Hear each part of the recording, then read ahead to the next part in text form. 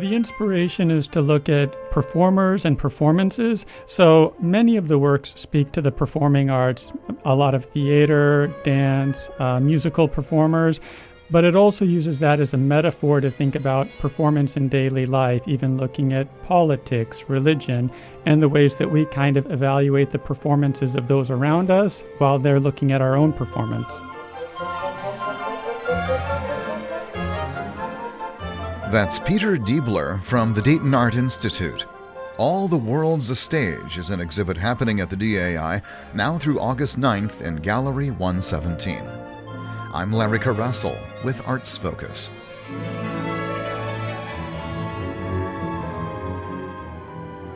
But you're going to see a wide variety of things all drawn from the DAI's collection. But again, these are a lot of things that have been in storage, so people haven't seen them in a long time, maybe ever.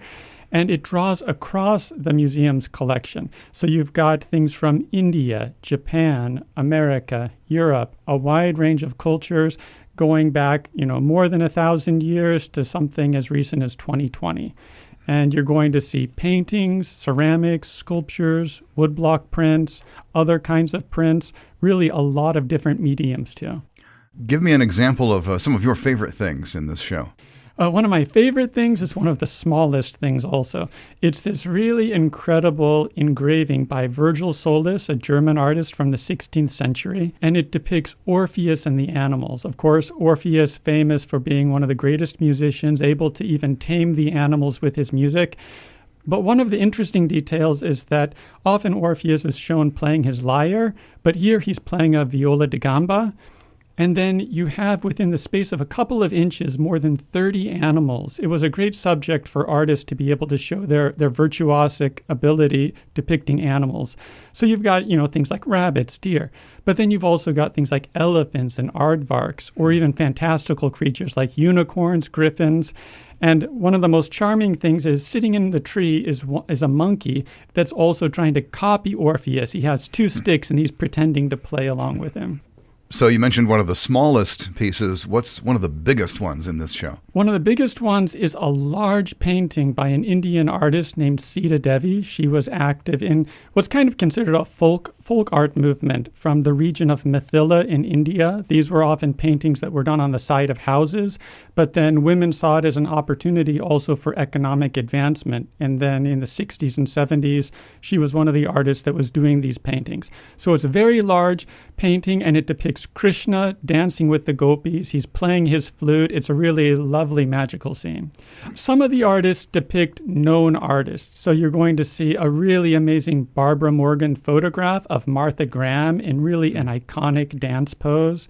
You have an Andy Warhol print of Merce Cunningham from one of his plays that was designed with sets by Robert Rauschenberg. So he's got this chair strapped to his back. It's a really, really fun print.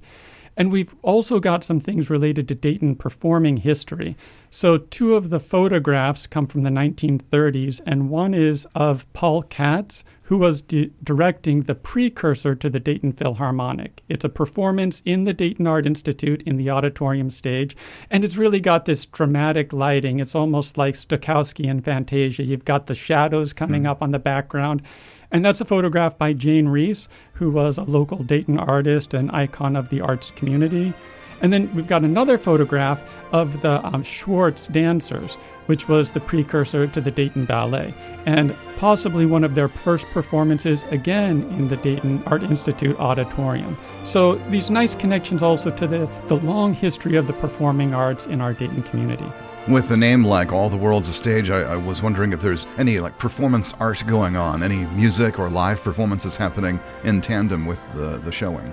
Not at this point. This is one of kind of our focus exhibitions. It's in a single gallery. It draws from the collection, so we haven't been able to bring in a lot of additional programming at this point. But I think when people come and see it, they're going to be inspired to go back and review some performances on their own. All the World's a Stage, an exhibit at the Dayton Art Institute, is on view through August 9th in Gallery 117 at the DAI. Get more details by visiting DaytonArtInstitute.org. I'm Larry Coressel. Arts Focus is a production of Dayton's listener-supported Discover Classical.